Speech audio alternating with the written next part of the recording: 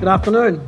My name is Nick Lindsay. I'm the project leader for the Incahuasi project of Power Minerals in Argentina. Our managing director, Mina, couldn't be here today. He's in Argentina now as we speak, just basically spending time with the team out there and meeting some of the past stakeholders, getting business moving. Power Minerals, formerly known as PNN, some people know that term, is based in Adelaide. It has fundamentally two jurisdictional areas. It works in South Australia, where it has rare earth kaolinite projects, and up in the Musgrave, where they have nickel-copper projects. I'm not involved in those projects, and I won't be speaking any further on about them, although anybody's welcome to come and contact me if they want to find out more about it. The other jurisdiction we work on is Argentina.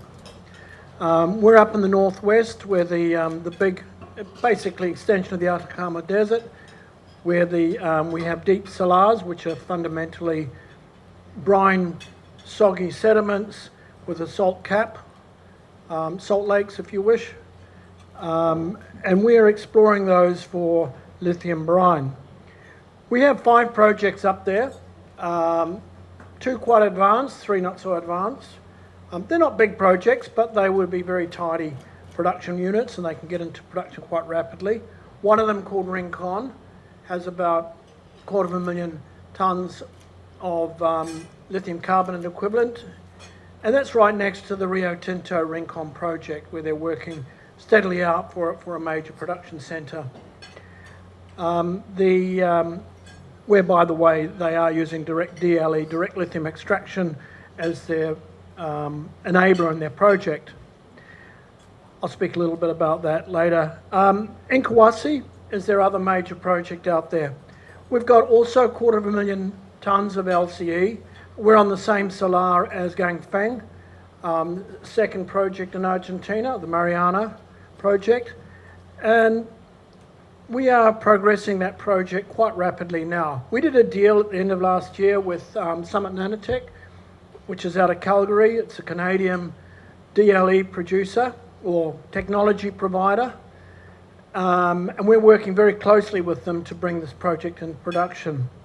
I'll just speak a little bit more about the project. Sorry, I've got these notes here.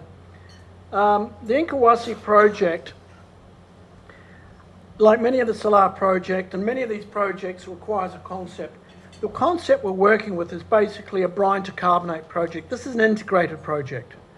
So we're pumping out brine out of the salar on one side, putting it through the processing plant, which will produce lithium carbonate at the other, and returning the used brine or the spent brine back into the aquifer. This is actually quite important because it's required to maintain the aquifer hydraulic pressures, is to protect the groundwater systems, and it's an efficient way to dispose of the lithium used brine. The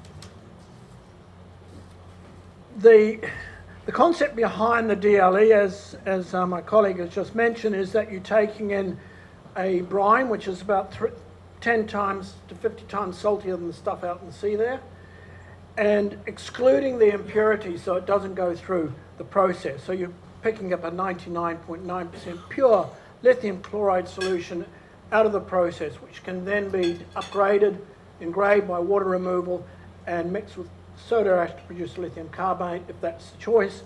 There's also electronic processes around to produce lithium hydroxide. To get this to work, you need 2 things. The main thing is you need your well field. You need enough holes in your well field to generate the volumes that go through the plant. You also need enough understanding of the well field so that you can safely dispose of the spent brine. So our 2 major work programs at the moment, one is in the well field itself, where we're working very closely to complete our first pumping well. We've already got resource wells out there. First pumping well will be finished at the end of this month, and then we'll put it through. We'll stress test the reservoir to get the numbers that we require to understand how we're going to get the volumes out of that well field. The second part of this is the direct lithium extraction test work, which is going on in the Summit Nanotech facilities in Santiago. We've sent them several truckloads of brine out there, and they have commenced the pilot plant studies. Both of these will provide the engineering information we need to complete a pre-feasibility study and push this project through its paces, and in time make a decision about production levels and so on. And in parallel with all of this, we are undertaking environmental baseline studies. So that's really where we are with power at the moment. We're advancing this project very rapidly through the well field, through the process, through the qualification and the carbonation. Just spend a little bit of time talking about DLE, which my colleague did. DLE is fundamentally an enabler. It enables you to get a clean product which allows you to produce a battery quality carbonate or lithium chemical at the end of it. And it does this by exclusion. Unlike evaporation, which intends to concentrate your impurities as well, this one keeps it out of the system. That's why they're using it in the oil brines up in Canada. Much of the technology that we're involved in has been developed in Canada with the oil brines in mind. It's often been said, and it's been said erroneously, that DLE has never been used commercially. That's not true. We know it's been used in Canada and China, but also the biggest lithium producer in Argentina at the moment uses DLE, and that's Livent, which has just merged with Allchem. Not a lot of people are aware of this because they haven't been broadcasting over the planet, but it is used there. It's an old technology. It's been around in cleaning up wastewater streams. It's based on water treatment. There's nothing to be afraid of it. But most importantly, it's an enabler. It enables us to exploit these lower grade lithium resources. And that is the key driver in this whole lithium revolution. It allows us to extract the lithium at a lower cost. So we're well down the cost curve compared to our colleagues in the hard rock sector.